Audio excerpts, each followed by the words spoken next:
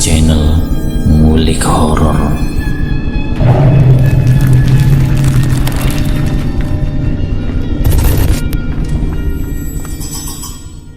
Assalamualaikum warahmatullahi wabarakatuh. Kembali lagi di channel Ngulik Horor. Channel ini menceritakan tentang kisah-kisah misteri.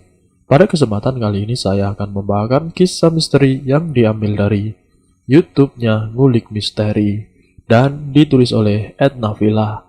Kalian juga dapat mengunjungi YouTube-nya Ngulik Misteri ya. Nanti link saya akan sediakan di kolom deskripsinya. Oh ya, di dalam cerita ini nama dan tempatnya disamarkan semua ya, untuk menjaga privasi pihak yang terlibat di dalamnya. Yuk daripada kita lama-lama langsung saja kita simak ceritanya. Bismillahirrahmanirrahim.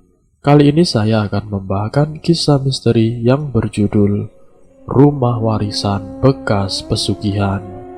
Dalam kesempatan kali ini ada satu kisah tentang rumah yang ditinggalkan karena semua penghuninya meninggal dunia.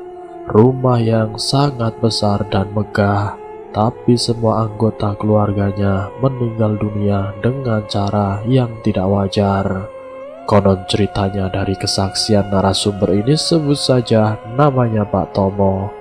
Kalau keluarga itu meninggal dikarenakan akibat dari pemilik rumah itu yang melakukan perjanjian dengan iblis, yaitu dengan menjadikan seluruh keluarganya menjadi tumbal pesugihan. Pak Warto sebagai pelaku yang dulunya itu hanya sebagai tukang becak dengan dua anaknya yang masih kecil-kecil. Dalam mencukupi kebutuhan sehari-harinya, ia terbilang sangat kesusahan. Waktu itu Pak Tomo merupakan keponakan dari Pak Warto. Pak Tomo yang memang tahu kalau kebutuhan Pak Warto waktu itu sangat kesulitan, apalagi dengan pendapatannya sebagai tukang becak yang setiap harinya belum pasti mendapatkan uang. Pak Tomo secara tidak langsung ikut membantu perekonomian Pak Warto.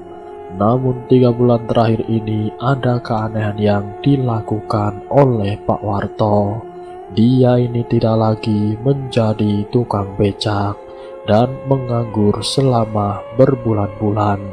Namun entah apa yang dilakukan dan entah dari mana uang yang ia dapat, kebutuhan seharinya itu bisa tercukupi. Bahkan Pak Warto pun bisa mencukupi peralatan rumahnya. Ia dengan gampang membeli semua peralatan rumah. Namun ada satu kejadian yang membuat Pak Tomo ini kebingungan. Entah dari mana Pak Warto mendapatkan uang. Waktu itu Pak Tomo yang memang dari dulu dekat dengan pamannya, yaitu Pak Warto. Tomo bertanya kepada Pak Warto, "Sampean kok tidak kerja, tapi bisa beli ini, bisa beli itu, dari mana uangnya?" tanya Pak Tomo. Dan yang didengar Pak Tomo kalau Pak Warto ini mendapatkan satu pekerjaan, yaitu mengurus dan menjaga rumah besar milik orang kaya. Jadi tugasnya itu hanya malam hari saja, dan pagi sampai sorenya digunakan untuk istirahat di rumah. 3 bulan lamanya Pak Warto menjaga rumah orang kaya agar tidak dimasuki oleh maling atau sebagainya. Dan setelah 3 bulan perekonomiannya Pak Warto menjadi berubah secara tiba-tiba. Pak Warto yang tidak bisa naik motor, tapi dia membeli motor. Jadi Pak Tomo di sini keheranan dengan tingkah laku Pak Warto. Motor dibelinya, tapi untuk siapa? Itu awal dari kebangkitan Pak Warto. Mulai saat itu Pak Warto mulai berusaha untuk bisa menaiki motor dengan dibantu Pak Tomo. 3 bulan kemudian apa yang dia inginkan mulai tercapai. Dari satu rumah yang dulunya masih terbuat dari bambu anyaman, sekarang sudah direnovasi di tembok satu persatu.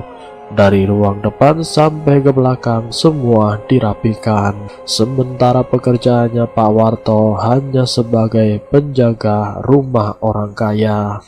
Pak Tomo merasa heran, gajinya itu berapa, apa yang didapatnya. Namun Pak Warto hanya berucap, gaji saya sangat lebih, sampai saya bisa merenovasi rumah. Singkat ceritanya, Pak Tomo ini pernah memergoki Pak Warto yang waktu itu melakukan sesuatu yang aneh. Tepatnya di dalam kamar yang pencahayaannya sangat-sangat minim. Pak Warto sedang melakukan ritual yang waktu itu Pak Tomo masih tidak terlalu percaya kalau Pak Warto ternyata melakukan ritual atau memuja iblis. Karena mungkin kejadian di tahun 90-an yang namanya orang Jawa melakukan ritual. Memberikan sesaji sudah hal yang biasa, apalagi di malam-malam tertentu seperti malam Jumat Kliwon atau malam Jumat biasa. Hampir seluruh keluarganya selalu menyediakan beberapa sesaji, seperti kopi manis, kopi pahit, dan lain sebagainya. Itu sering dilakukan. Yang membuat Pak Tomo ini merasa heran karena ada beberapa sesaji yang terbilang cukup aneh. Salah satunya kembang 7 rupa yang sangat banyak, dan juga tengah-tengahnya itu ada semacam alat untuk menaruh kemenyan. Kalau alat sesaji yang pada umumnya itu hanya beberapa kembang dan juga beberapa minuman saja. Tapi berbeda dengan Pak Warto yang saat itu kepergok dengan Pak Tomo. Saat itu Pak Warto melakukan ritual yang gerakan tangannya itu seperti menyembah, memohon-mohon terhadap sesaji yang ada di hadapannya itu. Pak Tomo yang waktu itu memang menjenguk anaknya Pak Warto sembari memberikan uang jajan dan sebagainya. Walaupun perekonomian keluarga Pak Warto itu sudah mulai naik, tapi tetap saja Pak Tomo ingin memberikan uang kepada anaknya Pak Warto. Sampai satu waktu setelah Pak Warto ini melakukan ritual, istrinya bertanya, "Sedang apa, Pak? Kok di dalam kamar?" tanya istrinya. "Oh, itu Bu, ada tikus yang masuk." Pak Warto yang tidak memberitahukan apa-apa kepada istrinya, dan istrinya pun percaya saja, tidak menaruh kecurigaan sedikit pun. Namun 1 minggu setelahnya Pak Warto kepergok lagi sama istrinya, karena beberapa kali melihat suaminya sedang ada di dalam kamar dengan penerangan yang remang-remang. Istrinya pun penasaran, dan istrinya pun menghampiri Pak Warto. "Astagfirullah Pak, sedang apa Bapak di dalam kamar?" ujar istrinya. "Itu bukan urusanmu Bu, ini urusan saya. Yang penting anak-anak tidak kelaparan.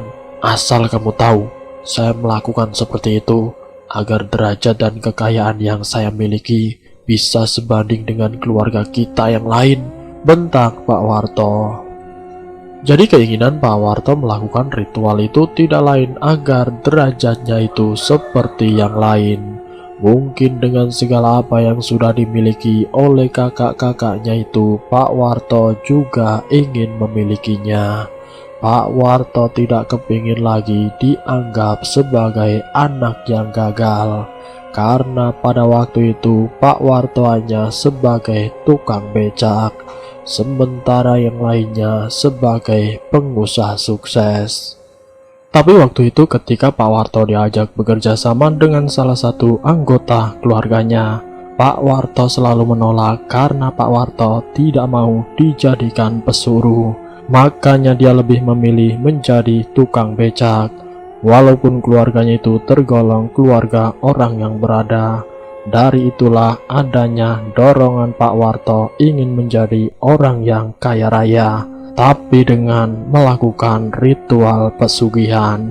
Pak Tomo yang sebagai keponakan memang tahu benar bagaimana perilaku yang dilakukan oleh pamannya sendiri yang sangat keji itu. 1 tahun 2 tahun tidak ada yang namanya tumbal. dan tidak ada kejadian-kejadian yang aneh. Entah kenapa Pak Warto yang benar-benar melakukan perjanjian dengan iblis sampai kurang lebih 15 tahun. Tapi entah kenapa Pak Warto yang benar-benar melakukan perjanjian dengan iblis sampai kurang lebih 15 tahun tidak ada yang namanya korban yang ditumbalkan. Karena rata-rata kalau orang yang melakukan pesugihan biasanya setiap tahun ada yang ditumbalkan. Namun berbeda dengan Pak Warto. Mungkin ada perjanjian yang lain di balik kekayaan yang sudah dia dapatkan. Tidak berlangsung lama, Pak Warto menjadi orang yang sangat kaya raya.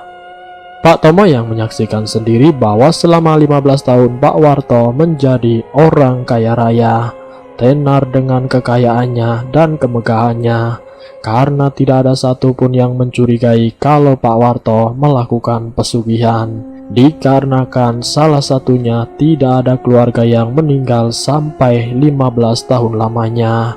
Ada orang tua dari istrinya yang meninggal, namun meninggalnya secara wajar.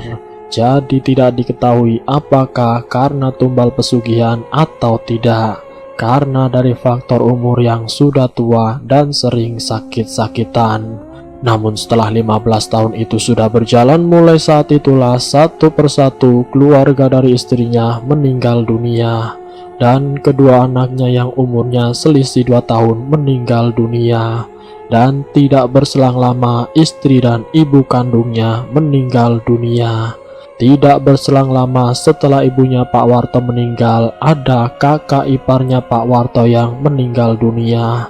3 tahun setelahnya anak terakhirnya Pak Warto ikut meninggal dunia juga. Setelah kejadian itu, usaha apapun yang dilakukan semuanya berjalan lancar tanpa ada halangan sedikit pun, bagaikan air yang mengalir begitu saja. Sampai Pak Warto mampu membeli satu rumah mewah.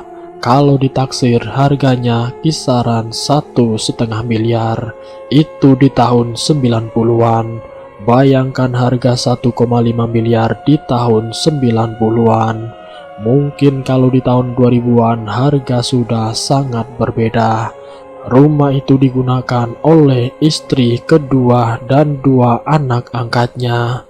Yang waktu itu Pak Warto setelah kepergian istri pertamanya, Pak Warto ternyata menikah lagi. 7 tahun menempati rumah mewah itu, namun 2 anak angkatnya ini meninggal dalam keadaan yang tidak wajar. Yang satu meninggal karena gantung diri, dan yang satunya lagi meninggal dalam keadaan lidah yang menjulur keluar dan juga matanya yang melotot. Tidak berselang lama setelah kepergian 2 anak angkatnya, istri keduanya pun ikut meninggal dunia. Entah meninggal karena apa, ditemukan di dalam kamarnya dengan keadaan badan yang membiru dan juga mulutnya mengeluarkan busa. Di rumah besar dan mewah itu mereka semua meninggal dunia. Setelah istri dan anaknya meninggal, usaha yang dijalani Pak Warto semakin melonjak, semakin berkembang pesat. Namun di akhir tahun, usaha yang dikembangkannya itu tiba-tiba menyusut. Semua penghuni rumah mewah sudah meninggal dunia akibat dari perbuatannya Pak Warto sendiri. Dari anak, istri, orang tua semua ditumbalkan. Dan tidak bisa dipungkiri, Pak Warto sendiri pun terkena dampaknya. Satu persatu usahanya mulai menurun. 1 bulan setelah kepergian semua anggota keluarganya Pak Warto yang dicari keberadaannya oleh Pak Tomo dan beberapa pihak kepolisian, sampai diketahui oleh salah satu warga pintu rumahnya Pak Warto yang tidak terkunci. Dipanggil-panggil tapi tidak ada jawaban. Dari 1 lantai diperiksa sampai ke lantai 2, sampai pihak polisi menemukan jasad Pak Warto yang sudah sangat bau busuk. Dan ternyata hasil dari pemeriksaan, Pak Warto meninggal sudah 7 hari lamanya. Dan penyebab Pak Warto meninggal tidak diketahui. Apakah karena keracunan ataukah karena apa? Sampai sekarang pun meninggalnya Pak Warto masih menjadi misteri.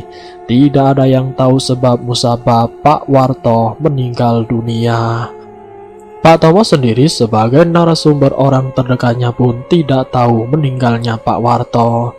Tapi dari cerita warga, sosok penampakan istri dan kedua anaknya itulah yang membuat Tomo dan seluruh kakak-kakaknya tidak mau mencari tahu apa penyebab Pak Warto meninggal dunia. Semenjak saat itulah rumah yang dimiliki Pak Warto tidak ada yang menghuni, tidak ada yang menggunakan rumah itu, bahkan seluruh kakak-kakaknya dan juga termasuk Pak Tomo yang paling dekat dengan Pak Warto pun enggan untuk menggunakan rumah itu. Walaupun secara nominal harganya luar biasa sampai rumah itu menjadi rumah kosong yang sampai sekarang menjadi rumah yang tidak layak huni. Mungkin karena banyaknya dedaunan dan pohon yang menjalar di seluruh area bangunan rumah. Karena tidak ada yang merawat sama sekali, tidak ada satupun orang yang mau merawat. Salah satu alasan kenapa mereka enggan merawat karena ada salah satu warga yang pernah melihat penampakan di rumah besar itu. Dan itu pun tidak hanya sekali. Sudah beberapa kali setiap warga melewati rumah tersebut, tepatnya pada malam hari, pasti mendengar suara tangisan dan teriakan dari lantai 2. Pernah juga ada sosok nenek tua yang duduk di depan teras dan meminta pertolongan.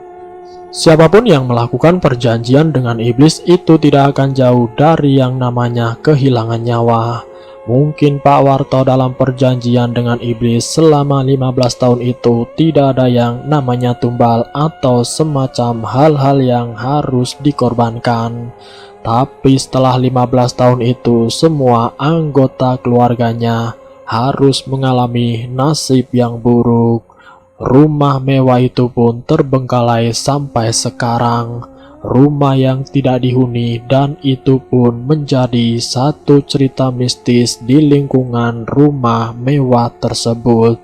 Rumah mewah bekas pesugihan menjadi momok yang sangat menakutkan. Dan selesai. Semoga dari kisah ini kita dapat mengambil hikmah dan pelajarannya. Ambil sisi positifnya dan buang jauh-jauh sisi negatifnya. Terima kasih sudah mampir di channel kami. Jika kalian tertarik dengan video kami, silahkan tekan tombol like, share, dan komen. Tekan subscribe untuk mengikuti video kami selanjutnya. Wassalamualaikum warahmatullahi wabarakatuh.